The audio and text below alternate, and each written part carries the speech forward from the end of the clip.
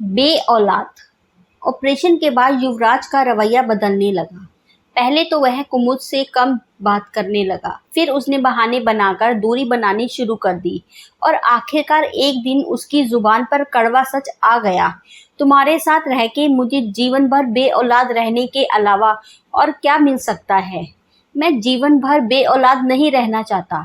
आखिरकार वह कुमुद की जिंदगी से हमेशा के लिए दूर हो गया। अब तक कुमुद अनाथ होने का कष्ट सहती आई थी, अब बे औलाद होने का दर्द से भरा जीवन सामने था। कुमुद कभी इतनी दुखी नहीं हुई थी जितना वह युवराज के जाने के बाद दुखी थी। मानो वह किसी गहरे अंधेरे गड्ढे में गिर गई हो, दुनिया से बेखबर, खुद ही से अनजान। कुमुद के फौजी मामा चिंतित हो गए। ऐसे तो लड़की पागल हो जाएगी।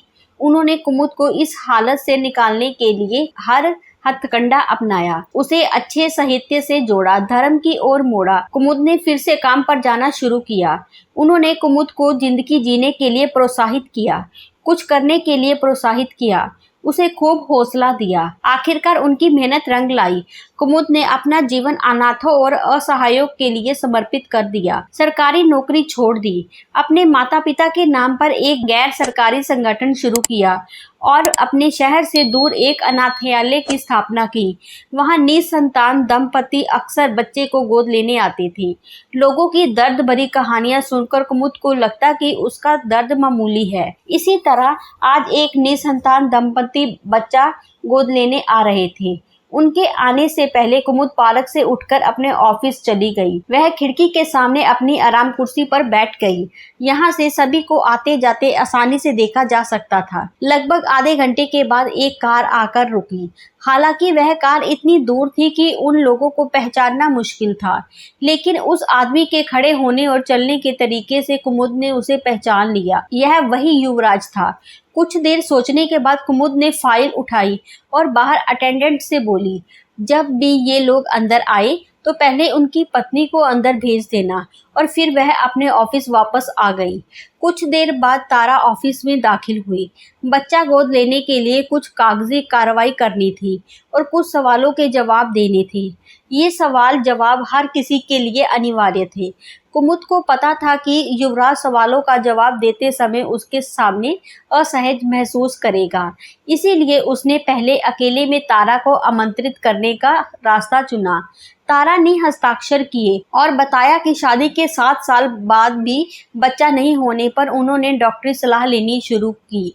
तब उन्हें पता चला कि युवराज को जन्म से ही कुछ ऐसी खराबी है कि वह बाप नहीं बन सकता। डॉक्टरों ने और भी कई रास्ते सुझाए, लेकिन उन्होंने बच्चे को गोद लेना बेहतर समझा। कुछ देर बाद युवराज को भी अंदर बुला लिया गया। कुमुद को सामने देखकर उसका शरीर सिर से पांव तक बर्फ की तरह अकड़ गया। जीवन के इस मोड़ पर उसकी मुलाकात कुमुद से होगी, उसने कभी सपने में भी नहीं सोचा था। कुमुद को नमस्ते कर उसने अपने हाथ जोड़े, लेकिन ऐसे हाथ जोड़े जैसे कोई अपराधी जज के सामने सजा सुनाए जाने से पहले दया की गुहार लगा रहा हो। कुमुद ने बहुत ही सरलता से फाइल उसके सामने रखते हुए कहा, आपकी पत्नी के हस्ताक्षर हो गए हैं, केवल आपके ही हस्ताक्षर बाकी हैं। युवराज को जहां भी हस्ताक्षर करने के लिए कहा गया वह चाबी वाले खिलौने की तरह हस्ताक्षर करता रहा।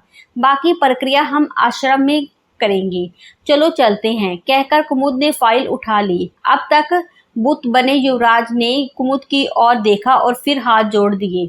उसके मुंह से शब्द नहीं निकल रहे थे।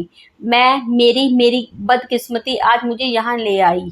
कुमुद ने उन्हें टोकते हुए कहा, बदनसीब तो वो होते हैं युवराज जी, जिन पर कोई विपत्ति आने पर भगवान भी उनका साथ छोड़ देते हैं। आप तो बहुत भाग्यशाली हैं कि आपकी पत्नी ने इस स्थिति में आपका साथ दिया। कुमुद ने तारा को पानी का गिलास युवराज को देने के लिए दिया और कहा, जब ये ठीक महसूस करेंगे तो हम चलेंगे। मैं बाहर इंतजार कर रही हूँ। कुछ देर बाद स्वाभिमान से भरी हुई कुमुद अनाथालय के बरामदे में से जा रही थी। उसके पीछे युवराज अपनी पत्नी के साथ सिर झुकाए चल रहा था। ये शब्द उसके दिमाग में हथौड़े की तरह बज रहे थे, मैं जीवन भर बे औलाद नहीं रहना चाहता। उम्मीद करती हूँ ये स्टोरी आपको पसंद आई होगी। हमें अपनी राय ज़रूर बताएं। कहानी पसंद आई हो तो चैनल को लाइक, कमेंट्स और शेयर ज़रूर करें। चैनल पर आप नए हैं तो चैनल को सब्सक्राइब ज़रूर करें। धन्यवाद।